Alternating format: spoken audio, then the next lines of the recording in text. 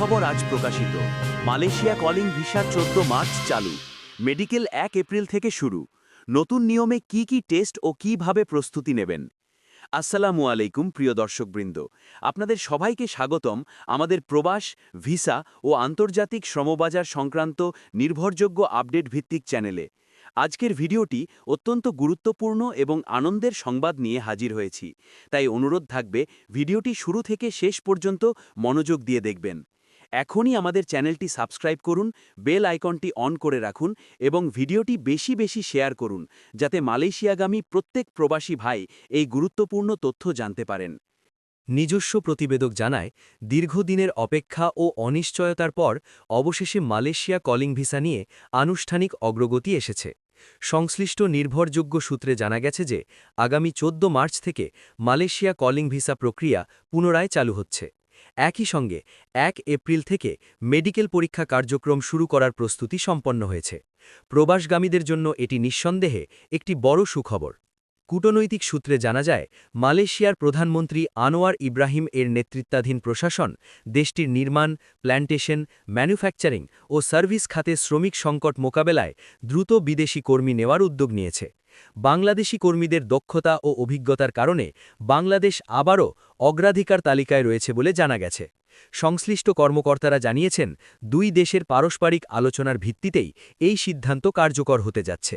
নতুন সিদ্ধান্ত অনুযায়ী ভিসা প্রক্রিয়া হবে আরও নিয়ন্ত্রিত, স্বচ্ছ এবং সময়সীমা নির্ধারিত।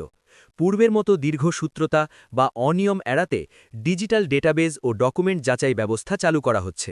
আবেদনকারীর তথ্য অনলাইনে সংরক্ষণ ও যাচাই করা হবে, যাতে একই ব্যক্তি একাধিক আবেদন বা ভুয়া তথ্য ব্যবহার করতে না পারেন। এবার আসি মেডিকেল প্রসঙ্গে। 1 এপ্রিল থেকে অনুমোদিত মেডিকেল সেন্টারগুলোতে পরীক্ষা শুরু হবে।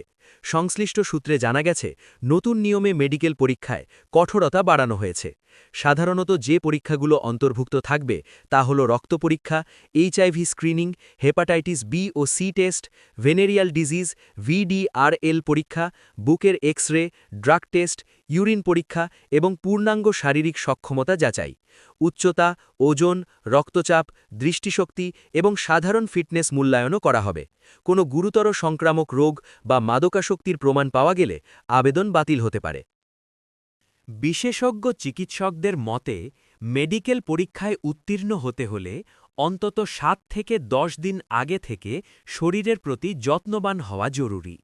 পর্যাপ্ত ঘুম, সুষম খাদ্য গ্রহণ, প্রচুর পানি পান এবং ধূমপান ও মাদক সম্পূর্ণরূপে পরিহার করা উচিত।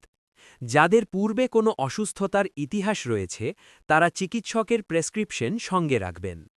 মেডিকেলের দিন প্রয়োজন হলে খালি পেটে যেতে হতে পারে, তাই নির্ধারিত নির্দেশনা আগেই জেনে নেওয়া উচিত। এখন আলোচনা করি আবেদনের জন্য প্রয়োজনীয় কাগজপত্র নিয়ে।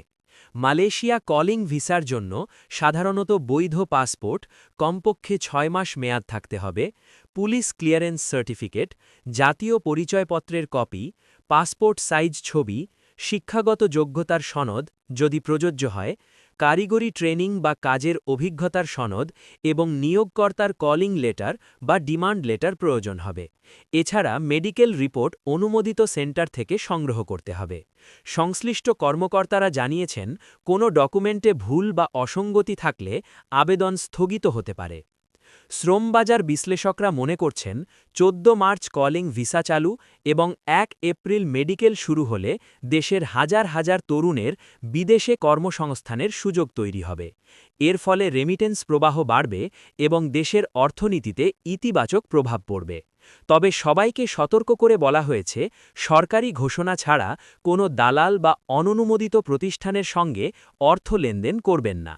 শুধুমাত্র অনুমোদিত রিক্রুটিং এজেন্সির মাধ্যমেই প্রক্রিয়া সম্পন্ন করতে হবে।